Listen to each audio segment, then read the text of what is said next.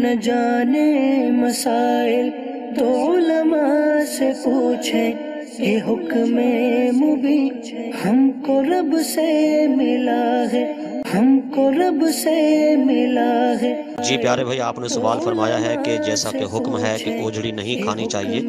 تو جو قربانی کے جانور کی اوجڑی ہے وہ کسی غریب کو دے دینی چاہیے یا کہ پھینک دینی چاہیے، اس کے متعلق رہنمائی فرمائیں۔ تو جی بھائی دیکھیے، اس کے متعلق عرض یہ ہے کہ اوجڑی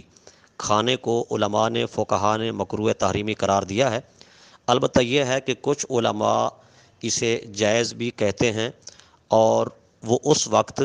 کہ جب اسے اچھے طریقے سے